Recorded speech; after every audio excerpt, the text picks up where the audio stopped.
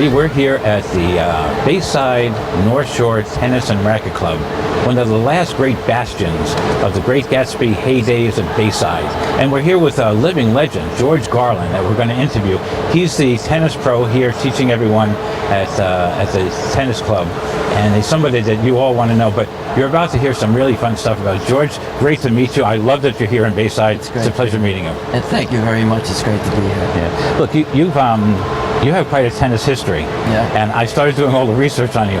You played with some pretty heavy dudes out in New York, out in LA, kind of the 80s going into the 90s. Yeah. And so tell us about just some of the, feel free to name drop and tell us some of the people you've worked with. Well, along the way, I've taught at the National Tennis Center. Actually, I was the director of adult tennis at Flushing Meadow. I was there from 82 to 86. At that point, I went out to Los Angeles, and when I was in Los Angeles, I taught Vanna White from Wheel of Fortune fame, Robert Plant, Jeff Goldblum from Led Zeppelin. John. What was that like? What was that like? He was a little crazy. He's a little crazy. He was a rock god, but it was a lot of fun. It was a lot of fun. Jeff Goldblum, the actor. John Oates from Hall & Oates. So it was a mixed bag. I actually Oates is small, right? He was small. He was like 5'2". Very nice guy. Really nice guy. But basically I was out there for musical reasons, but I supported myself with tennis for about 4 or 5 years when I was out there. Some people wait tables. You support yourself being a tennis pro. Exactly. Very cool. That's exactly what I did. But it was a great, and those people actually were instrumental in helping me at the time with my music career as well. So it was killing 2 birds with 1 stone kind of. Oh yeah, you're playing tennis with Robert Plant, and then at night you're going and jamming with him. Right. Well, actually, yeah, we did hook up a couple times after his gigs and my gigs which were not exactly the same size, but we did hang out a little bit together. Yeah. So I did a couple of years out in LA. Yeah, I was out there. I was in Los Angeles from 90 to 95, and then I came back to this area in 95 to be the director at Cunningham Tennis Center, which is about 4 or 5 miles away. Yeah. A good friend of mine that I had taught when I was at the National Tennis Center took over the concession there, and he had me come back and be the director there. I was there for 13 years, and during that time, I started a relationship with the people here at North Shore Tennis and Rackets Club. I ran our summer camp here. Started that in 1998.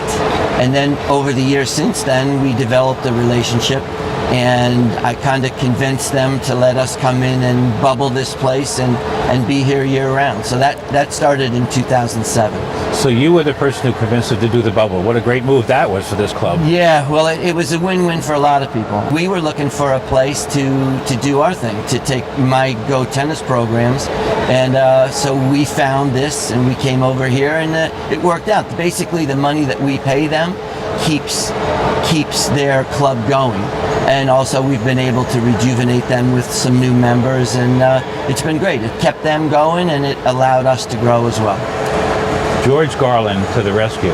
It is because of you guys that this club is still here. So we all owe a debt of gratitude to this man. And I love that you brought this thing back to life, because I kind of remember certain years when I was out in LA working, and then I came back, and well, you didn't hear about this club at all, and you drive past and it looked it looked like it was gone, and you breathed new life back into it. Thank you.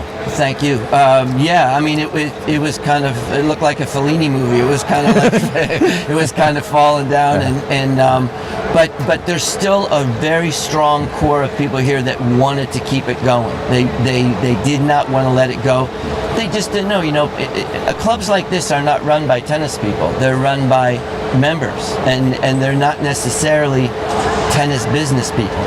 So they didn't kind of know what to do. So it was a great opportunity for us to come in and say, listen, we kind of know the business. We can help you, and we can do our thing as well. So kind of know the business. Yeah. He's also very humble. Yeah. It was a good thing for everybody. We were glad to save the club. It has a rich history. A good friend of mine, Butch Seawagon, his father George was an institution here for years and years. He was kind of the dean of tennis in this area. and Butch was his son, and an internationally ranked player. I mean, Butch was the real deal. He was, Butch played at the U.S. Open, played against Connors, played against a couple of real heavyweights. Yeah, played all the big people. Yeah. Used to go out with Ali McGraw. Yeah. I think he did. We're gonna No, he was notoriety right there. Yeah. But I think he beat Connors. He might have. I mean, he was the real deal. He was an international level player, nicest guy in the world, and he has been so supportive since my coming in of our project and what we've been doing. Because we kind of perpetuated his father's legacy in a way. Yeah. So another George. Yeah. We're all named George, by the way. Butch is George too. So. Oh, I never knew that. Butch is George too. Yeah. So the facility, we're going to be showing everyone a little tour of the facility later. The bubble courts, but one of the things that we're famous for here in Bayside, that you're famous for here in Bayside, is the floor. Tell us about the Harcher. The Harcher, it's clay. There's not that many Harcher courts in this specific area. Most of the courts in this area, because they're public parks and whatnot, easier to maintain, they're hard courts.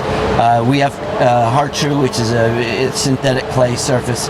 It's slower, it's a little easier on your body, a little easier to play on. It gives you time to run balls down and stuff, so if you look around at the people here playing, they love playing on it. So, So it's a slower. it's slower. Yeah. It's slower because it's gritty. So what happens is the ball, instead of the ball hitting the court and skidding, it bites and sits up. It gives you a little more time to get there and then set up and play. Does that make it easier to train people on? I think it's the best surface to learn on for sure, bar none. In fact, most of your great champions come from a clay court background, at least when they're young, and then transition to hard courts later on. Out in the Hamptons, there's the Meadows, and Vitas Gerolitis, and he died out there. Yes. But that's grass. That's grass. That's grass. That's the opposite. Grass is, it would be analogous to being on a putting green. And then maybe you roll it to make it harder, but it's teeny grass, and the ball does the opposite. It skids, so the ball rarely comes up above your waist, and everything is real fast. So grass is the fastest. Hard courts are usually somewhere in the middle. Clay is the slowest.